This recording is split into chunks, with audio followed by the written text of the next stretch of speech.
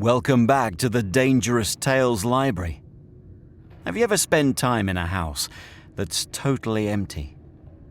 Maybe your own if you're moving out, or a new one you're moving into. The reverberation from the bare walls, the creaking and unfamiliar house sounds. It's all a little unsettling, isn't it? For one woman and her nephew, going into an empty house with a very dark past was meant to be a little bit of fun. Something they could do for scares and thrills, but they got more than they bargained for.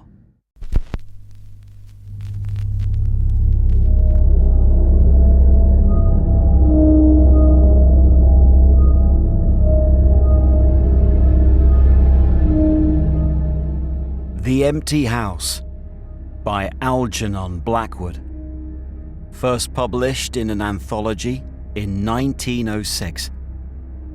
Narrated by Andy David Jones.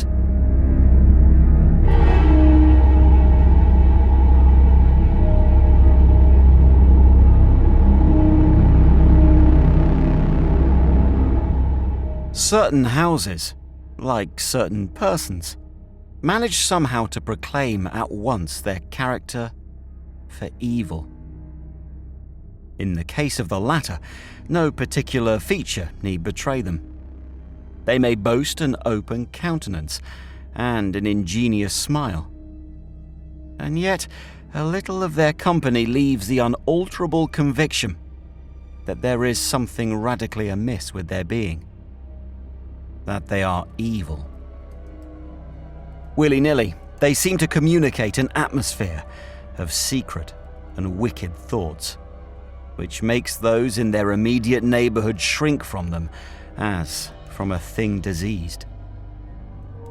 And perhaps with houses, the same principle is operative. And it is the aroma of evil deeds committed under a particular roof, long after the actual doers have passed away, that makes the goose flesh come and the hair rise. Something of the original passion of the evildoer, and of the horror felt by his victim, enters the heart of the innocent watcher, and he becomes suddenly conscious of tingling nerves, creeping skin, and a chilling of the blood. He is terror-stricken without apparent cause. There was manifestly nothing in the external appearance of this particular house to bear out the tales of the horror that was said to reign within. It was neither lonely nor unkempt. It stood crowded into a corner of the square and looked exactly like the houses on either side of it. It had the same number of windows as its neighbors, the same balcony overlooking the gardens, the same white steps leading up to the heavy black front door, and in the rear there was the same narrow strip of green, with neat box borders running up to the wall that divided it from the backs of the adjoining houses. Apparently, too, the number of chimney pots on the roof was the same, the breadth and angle of the eaves, and even the height of the dirty area railings. And yet, this house in the square that seemed precisely similar to its 50 ugly neighbors was, as a matter of fact, entirely different. Horribly different. Wherein lay this marked, invisible difference is impossible to say. It cannot be ascribed wholly to the imagination, because persons who had spent some time in the house, knowing nothing of the facts, had declared positively that certain rooms were so disagreeable they would rather die than enter them again, and that the atmosphere of the whole house produced in them symptoms of a genuine terror, while the series of innocent tenants who have tried to live in it and been forced to decamp at the shortest possible notice was indeed little less than a scandal in the town.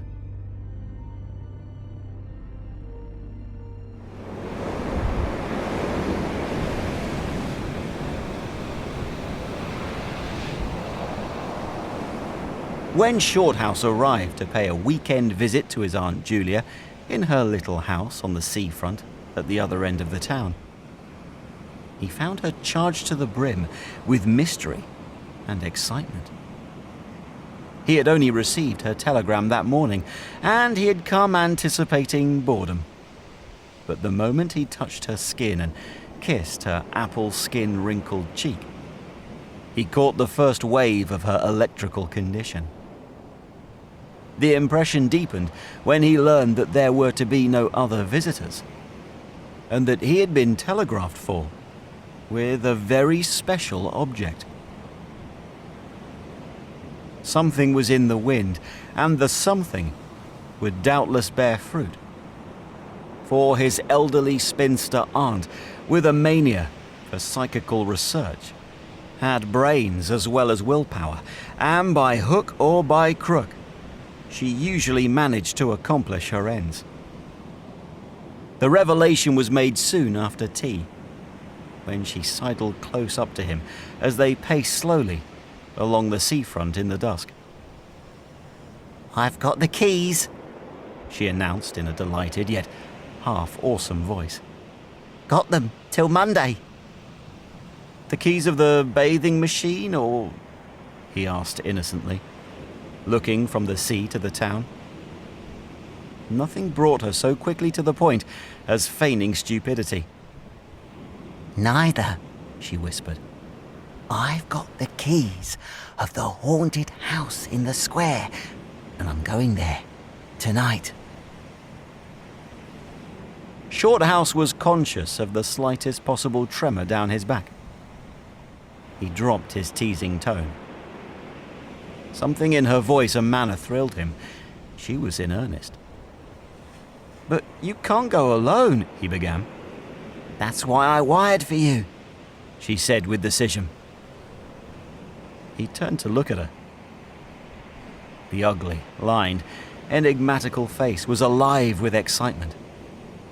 There was the glow of genuine enthusiasm round it, like a halo. The eyes shone.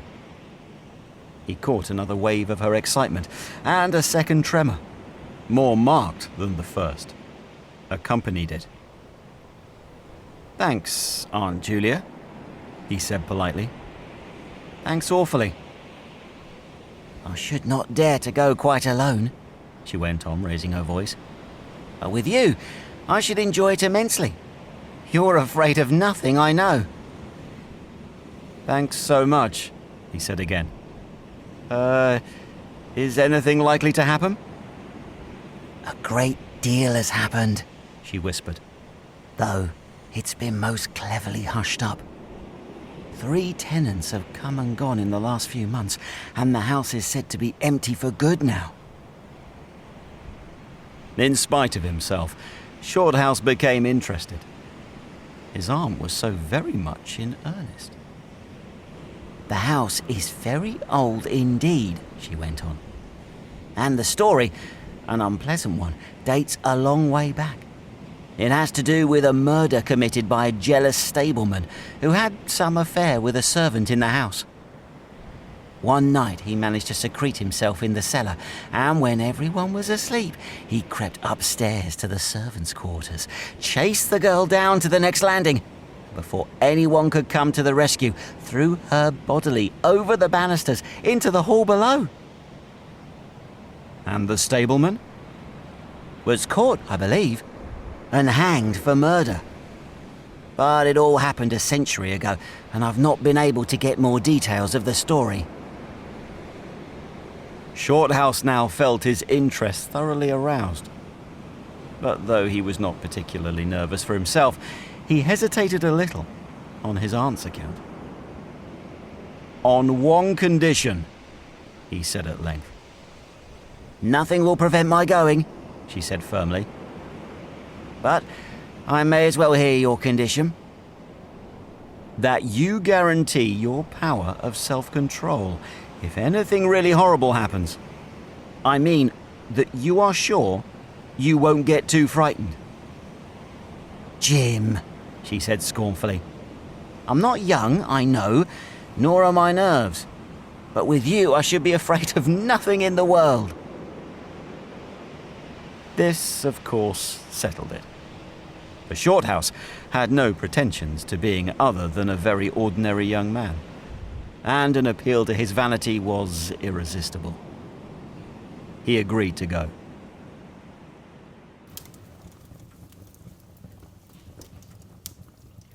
Instinctively, by a sort of subconscious preparation, he kept himself and his forces well in hand the whole evening, compelling an accumulative reserve of control by that nameless inward process of gradually putting all the emotions away and turning the key upon them. A process difficult to describe, but wonderfully effective, as all men who have lived through severe trials of the inner man will understand. Later, it stood him in good stead. But it was not until 10:30, when they stood in the hall, well in the glare of friendly lamps and still surrounded by comforting human influences, that he had to make the first call upon this store of collected strength. For, once the door was closed, and he saw the deserted, silent street stretching away, white in the moonlight before them, that it came to him clearly that the real test that night would be in dealing with two fears instead of one. He would have to carry his aunt's fear as well as his own. And, as he glanced down at her sphinx-like countenance, and realized that it might assume no pleasant aspect in a rush of real terror, he felt satisfied with only one thing in the whole adventure, that he had confidence in his own will and power to stand against any shock that might come.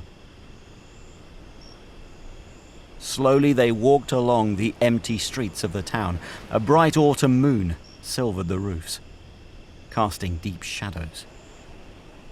There was no breath of wind, and the trees in the formal gardens by the seafront watched them silently as they passed along. To his aunt's occasional remarks, Shorthouse made no reply, realizing that she was simply surrounding herself with mental buffers, saying ordinary things to prevent herself thinking of extraordinary things. Few windows showed lights, and from scarcely a single chimney came smoke or sparks. Shorthouse had already begun to notice everything, even the smallest details. Presently they stopped at the street corner and looked up at the name on the side of the house, full in the moonlight, and with one accord, but without remark, turned into the square and crossed over to the side of it that lay in shadow. "The number of the house is 13, whispered a voice at his side. And neither of them made the obvious reference, but passed across the broad street of moonlight and began to march up the pavement in silence. It was about halfway up the square that Shorthouse felt an arm slipped quietly but significantly into his own. And he knew that their adventure had begun in earnest, and that his companion was already yielding imperceptibly to the influences against them. She needed support. A few minutes later, they stopped before a tall, narrow house that rose before them into the night, ugly in shape and painted a dingy white. Shutterless windows, without blinds, stared down upon them, shining here and there in the moonlight. There were weather streaks in the wall and cracks in the paint, and the balcony bulged out from the first floor a little unnaturally. But beyond this generally forlorn appearance of an unoccupied house, there was nothing at first sight to single out this particular mansion for the evil character that it had most certainly acquired. Taking a look over their shoulders to make sure they had not been followed, they went boldly up the steps and stood against the huge black door that fronted them forbiddingly. But the first wave of nervousness was now upon them, and Shorthouse fumbled a long time with the key before he could fit it into the lock at all. For a moment, if truth be told, they both hoped it would not open, for they were a prey to various unpleasant emotions as they stood there on the threshold of their ghostly adventure. Shorthouse, shuffling with the key and hampered by the steady weight on his arm, certainly felt the solemnity of the moment. It was as if the whole world, for all experience seemed at that instant concentrated in his own consciousness, were listening to the grating noise of that key. A stray puff of wind wandering down the empty street woke a momentary rustling in the trees behind them. But otherwise, this rattling of the key was the only sound audible.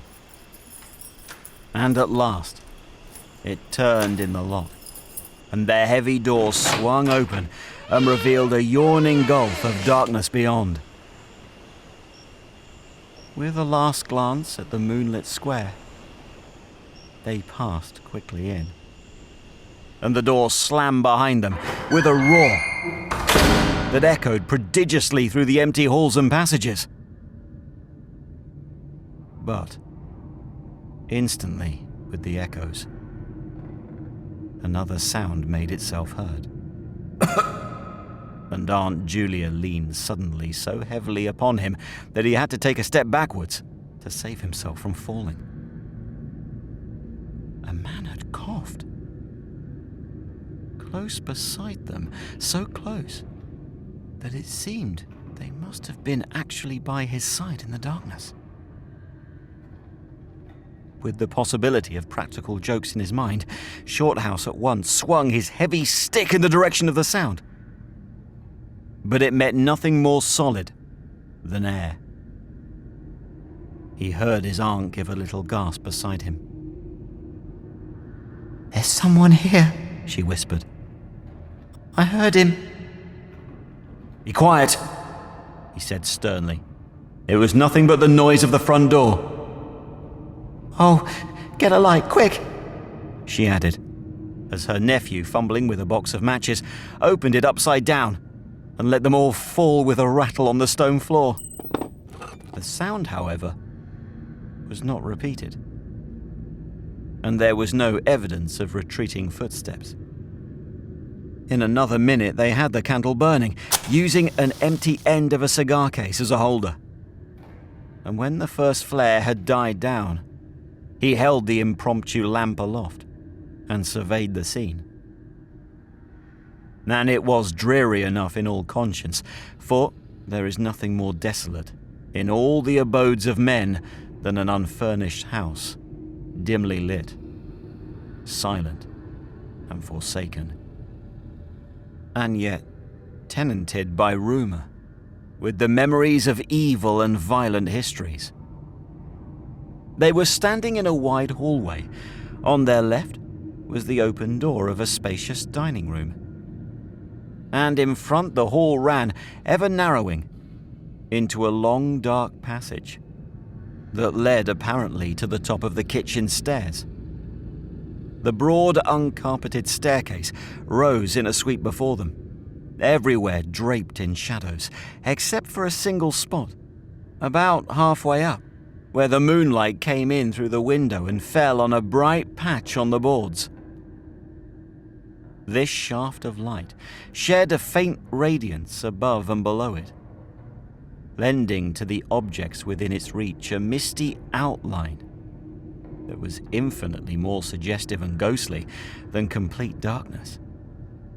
Filtered moonlight always seems to paint faces on the surrounding gloom, and as Shorthouse peered up into the well of darkness and thought of the countless empty rooms and passages in the upper part of the old house, he caught himself longing again for the safety of the moonlit square, or the cosy, bright drawing room they had left an hour before.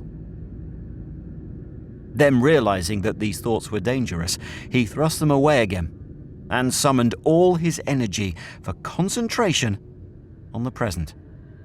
"Aunt Julia," he said aloud, severely, "we must now go through the house from top to bottom and make a thorough search." The echoes of his voice died away slowly all over the building. And in the intense silence that followed, he turned to look at her. In the candlelight, he saw that her face was already ghastly pale, but she dropped his arm for a moment and said in a whisper, stepping close in front of him, "I agree. We must be sure there's no one hiding.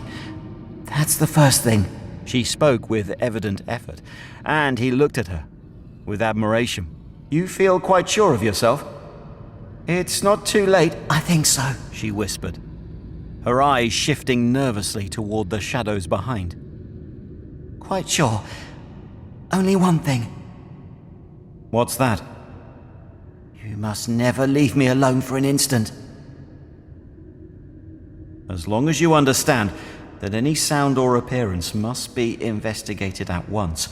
For to hesitate means to admit fear. That is fatal." "Agreed," she said, a little shakily, after a moment's hesitation. "I'll try." Arm in arm, Shorthouse, holding the dripping candle and the stick, whilst his aunt carried the cloak over her shoulders. Figures of utter comedy to all but themselves, they began a systemic search. Stealthily, walking on tiptoe and shading the candle, lest it should betray their presence through the shutterless windows, they went first into the big dining room. There was not a stick of furniture to be seen.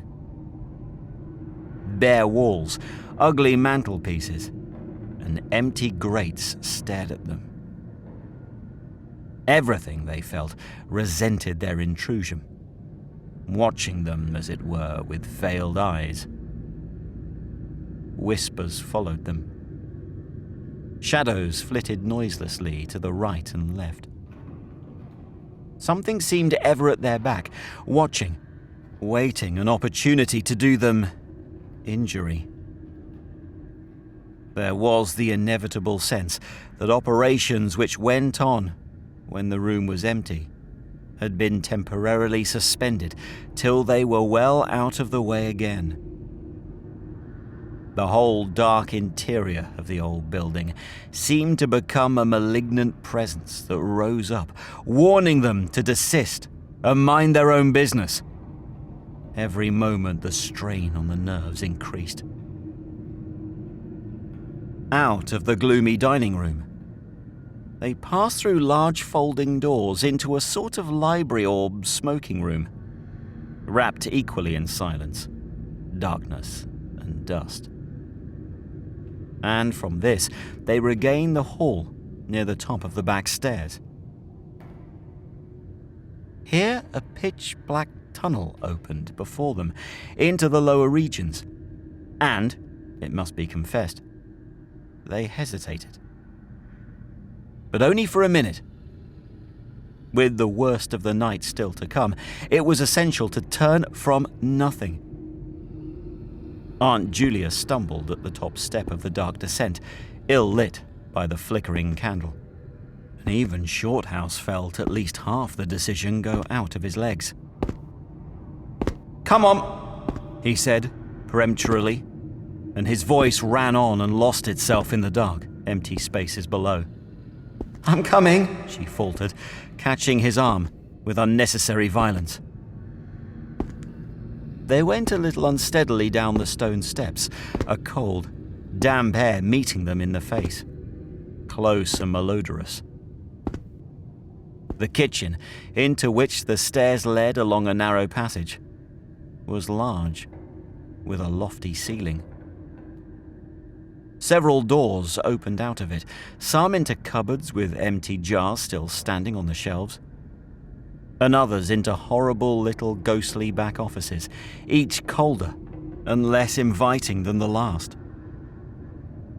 Black beetles scurried over the floor, and once, when they knocked against a deal table standing in a corner, something about the size of a cat jumped down with a rush and fled, scampering across the stone floor into the darkness.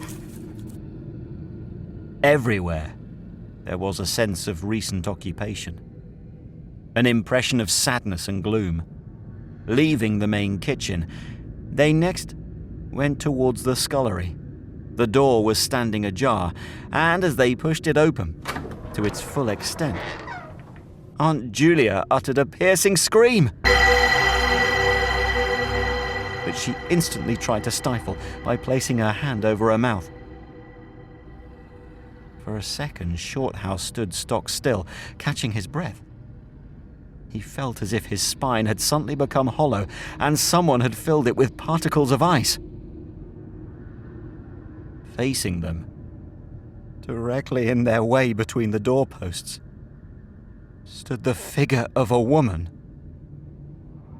She had disheveled hair and wildly staring eyes, and her face was terrified and white as death. She stood there motionless for the space of a single second. Then the candle flickered, and she was gone. Gone, utterly. And the door framed nothing but empty darkness. "Only the beastly jumping candlelight," he said quickly, in a voice that sounded like someone else's and was only half under control. "Come on, Aunt. There's nothing here." He dragged her forward. With a clattering of feet and a great appearance of boldness, they went on. But over his body the skin moved as if crawling ants covered it. And he knew by the weight on his arm that he was supplying the force of locomotion for two. The scullery was cold, bare, and empty. More like a large prison cell than anything else. They went round it, tried the door into the yard and the windows, but found them all fastened securely. His arm moved beside him like a person in a dream.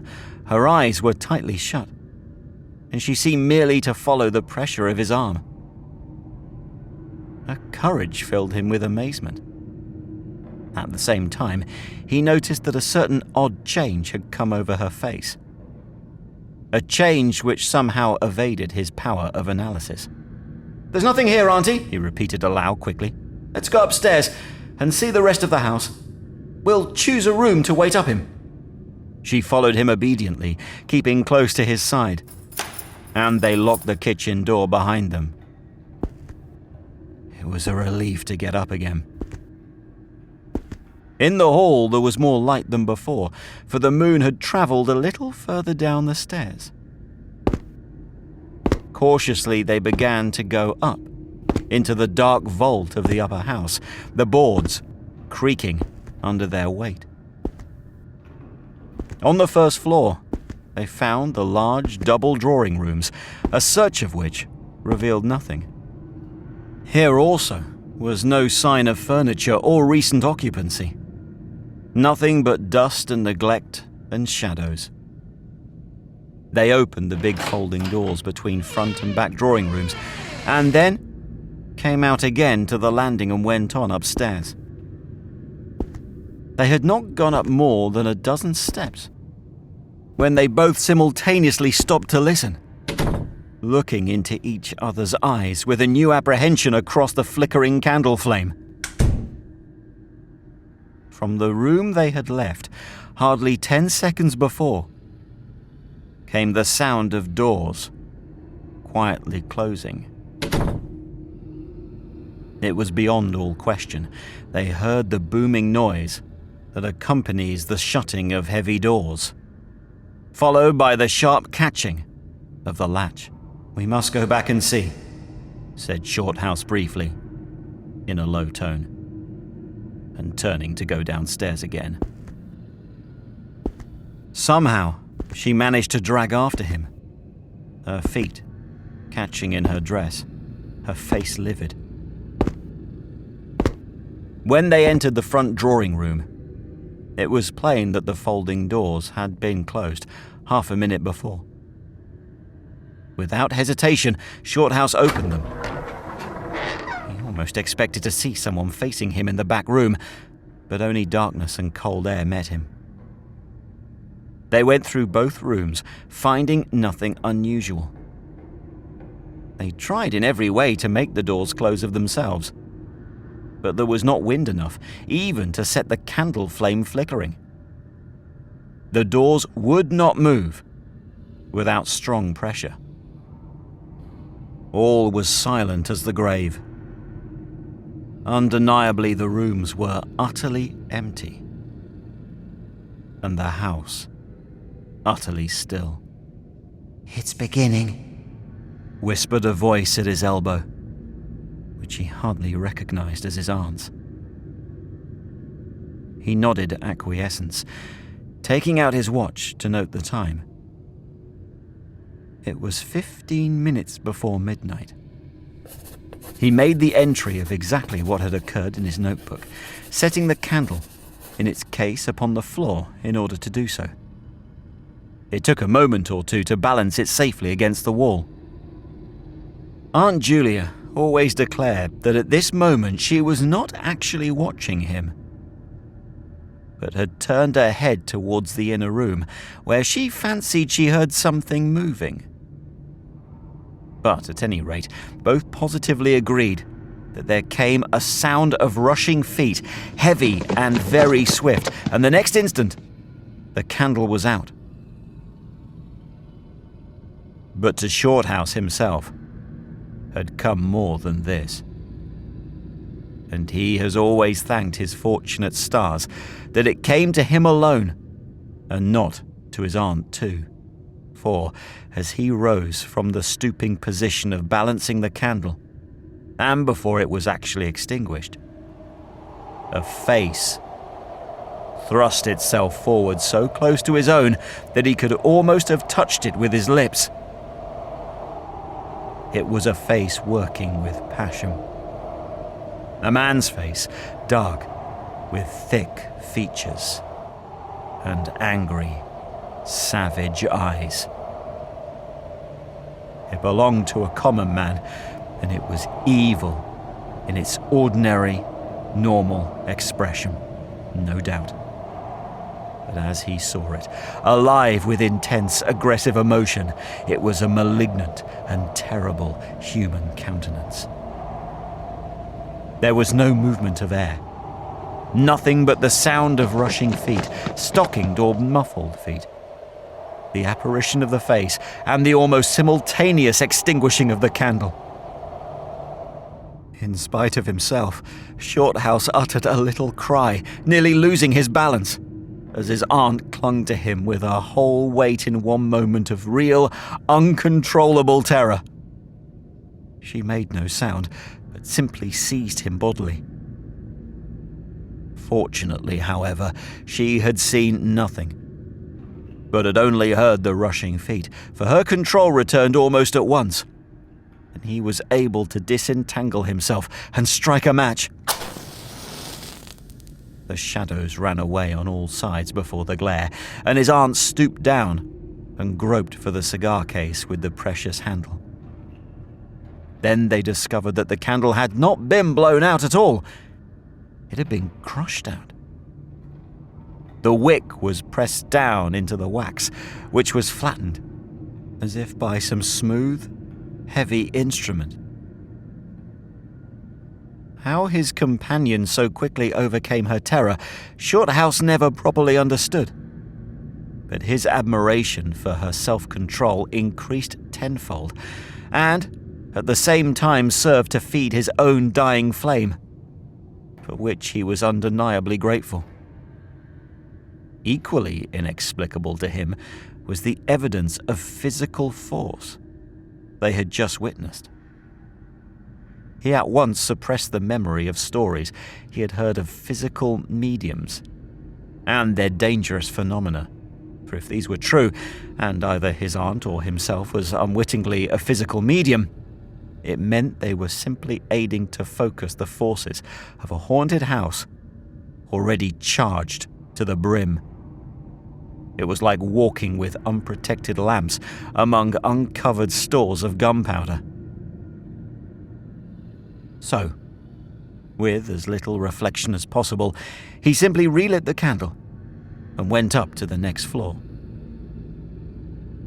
The arm in his trembled, it is true, and his own tread was often uncertain, but they went on with thoroughness.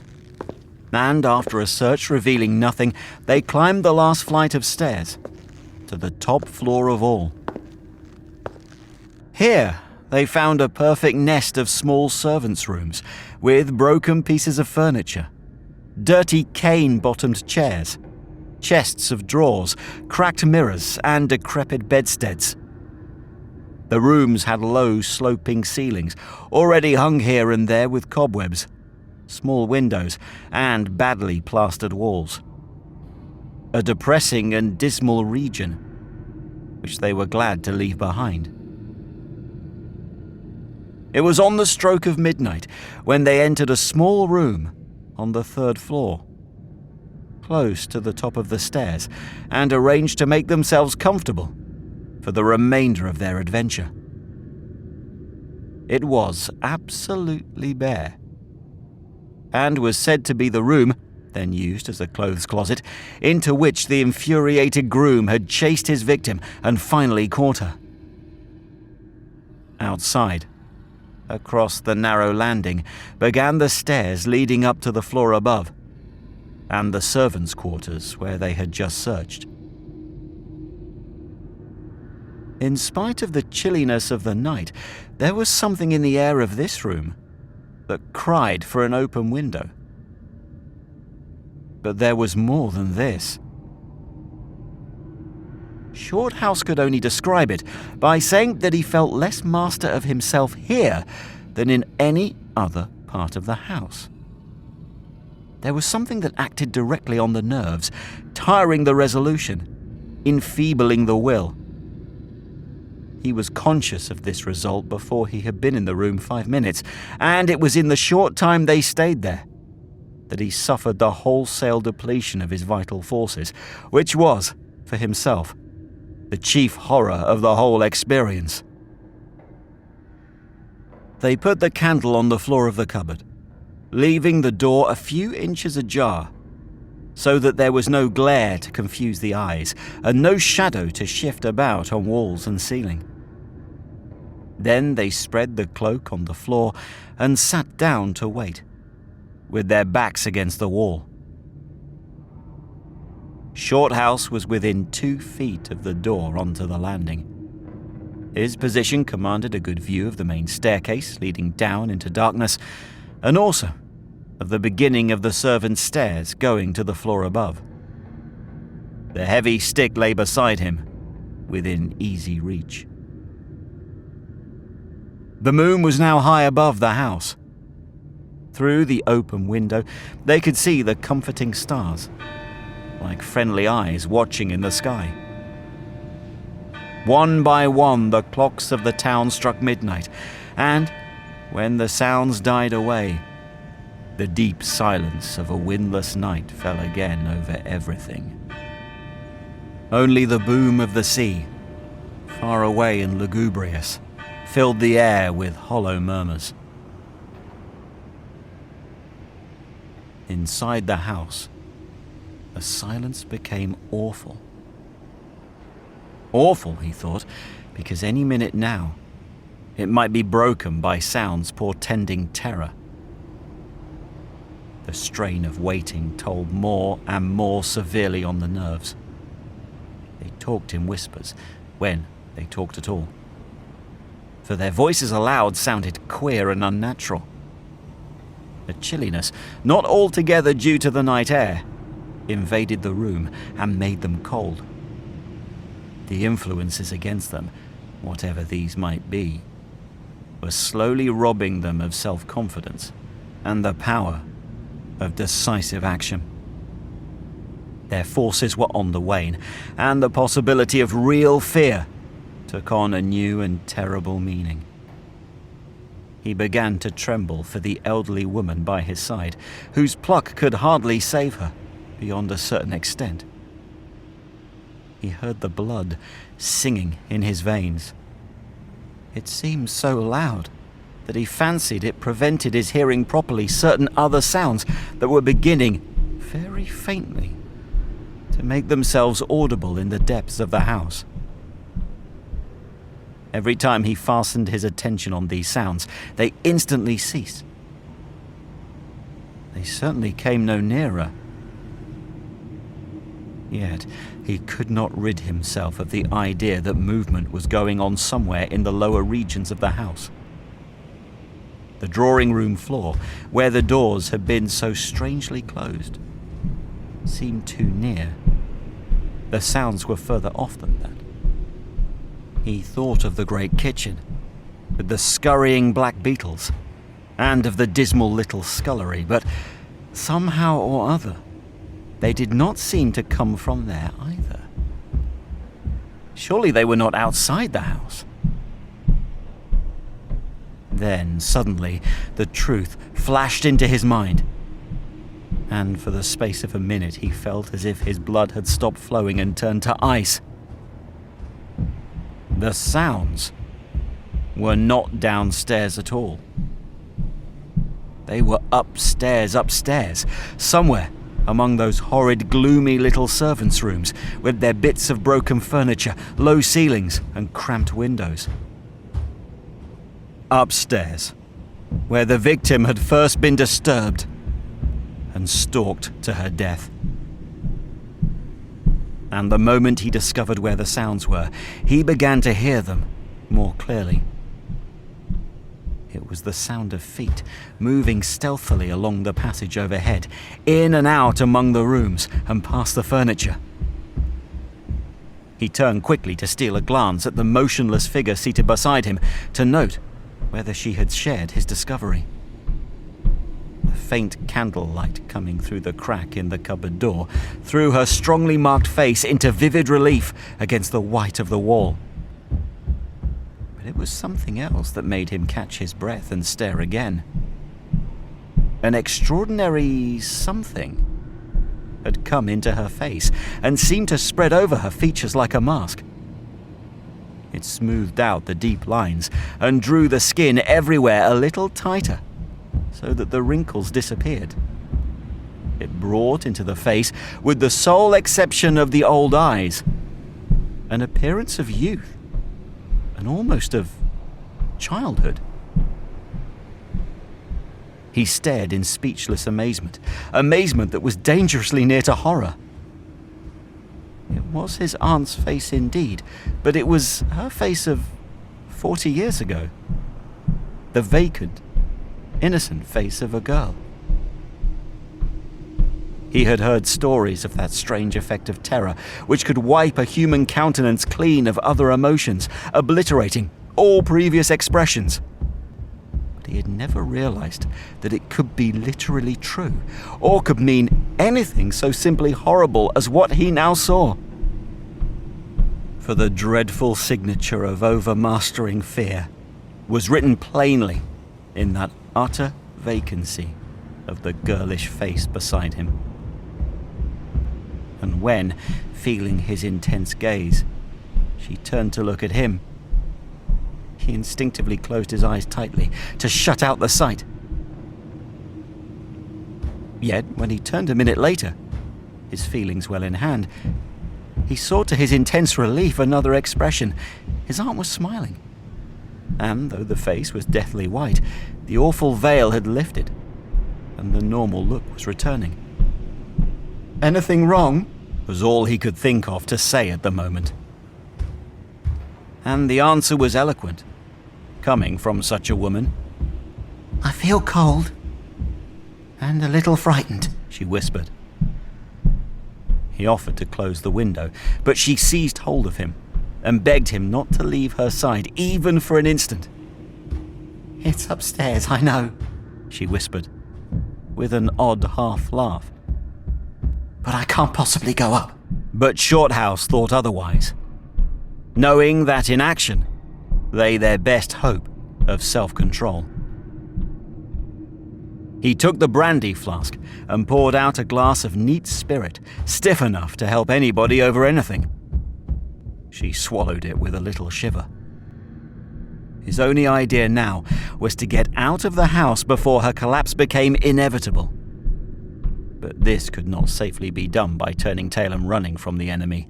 Inaction was no longer possible. Every minute he was growing less master of himself and desperate. Aggressive measures were imperative without further delay. Moreover, the action must be taken towards the enemy, not away from it. The climax, if necessary and unavoidable, would have to be faced boldly. He could do it now, but in 10 minutes he might not have the force left to act for himself, much less for both. Upstairs, the sounds were meanwhile becoming louder and closer, accompanied by occasional creaking of the boards. Someone was moving stealthily about, stumbling now and then, awkwardly against the furniture. Waiting a few moments to allow the tremendous dose of spirits to produce its effect, and knowing this would last but a short time under the circumstances, Shorthouse then quietly got on his feet, saying in a determined voice, "Now, Aunt Julia, we'll go upstairs and find out what all this noise is about. You must come too. It's what we agreed." He picked up his stick and went to the cupboard for the candle. A limp form rose shakily beside him, breathing hard, and he heard a voice say very faintly something about being ready to come. The woman's courage amazed him. It was so much greater than his own, and, as they advanced, holding aloft the dripping candle, some subtle force exhaled from this trembling, white-faced old woman at his side that was the true source of his inspiration. It held something really great that shamed him and gave him the support without which he would have proved far less equal to the occasion. They crossed the dark landing, avoiding with their eyes the deep black space over the banisters. Then they began to mount the narrow staircase to meet the sounds which, minute by minute, grew louder and nearer. About halfway up the stairs, Aunt Julia stumbled, and Shorthouse turned to catch her by the arm, and just at that moment there came a terrific crash in the servants' corridor overhead. It was instantly followed by a shrill, agonized scream. There was a cry of terror and a cry for help, melted into one. Before they could move aside or go down a single step, someone came rushing along the passage overhead, blundering horribly, racing madly, at full speed, 3 steps at a time, down the very staircase where they stood. The steps were light and uncertain, but close behind them sounded the heavier tread of another person, and the staircase seemed to shake. Shorthouse and his companion just had time to flatten themselves against the wall when the jumble of flying steps was upon them, and 2 persons, with the slightest possible interval between them, dashed past at full speed.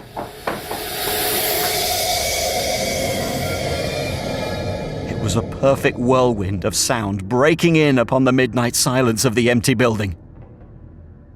The 2 runners, pursuer and pursued, had passed clean through them where they stood. And already, with a thud, the boards below had received first one, then the other. Yet they had seen absolutely nothing. Not a hand, or arm, or face, or even a shred of flying clothing. There came a second's pause. Then the first one, the lighter of the 2, obviously the pursued one, ran with uncertain footsteps into the little room which Shorthouse and his aunt had just left. The heavier one followed. There was a sound of scuffling, gasping, and smothered screaming. And then out onto the landing came the step of a single person, treading weightily. A dead silence followed for the space of half a minute, and then was heard a rushing sound through the air. It was followed by a dull, crashing thud in the depths of the house below, on the stone floor of the hall. Utter silence reigned after. Nothing moved. The flame of the candle was steady. It had been steady the whole time, and the air had been undisturbed by any movement whatsoever. Palsied with terror, Aunt Julia, without waiting for her companion, began fumbling her way downstairs. She was crying gently to herself, and when Shorthouse put his arm round her and half carried her, he felt that she was trembling like a leaf. He went into the little room and picked up the cloak from the floor. And, arm in arm, walking very slowly, without speaking a word or looking once behind them, they marched down the 3 flights into the hall. In the hall they saw nothing, but the whole way down the stairs, they were conscious that someone followed them. Step by step. When they went faster, it was left behind. And when they went more slowly, it caught them up. But never once did they look behind to see. And at each turning of the staircase, they lowered their eyes for fear of the following horror that they might see upon the stairs above. With trembling hands, Shorthouse opened the front door. And they walked out into the moonlight and drew a deep breath of the cool night air, billowing in from the sea.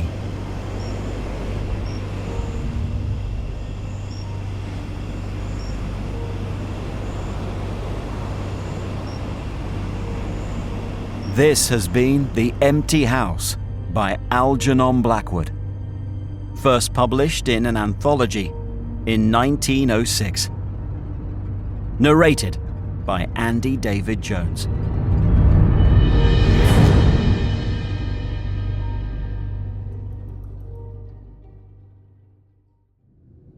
Thanks for stopping by. Remember, you can listen to these stories on your favorite podcast platform by searching for Dangerous Tales. And on YouTube, if you've enjoyed this tale, please hit the like button. And if you haven't yet done so, click subscribe and the notification bell so you don't miss any future Dangerous Tales.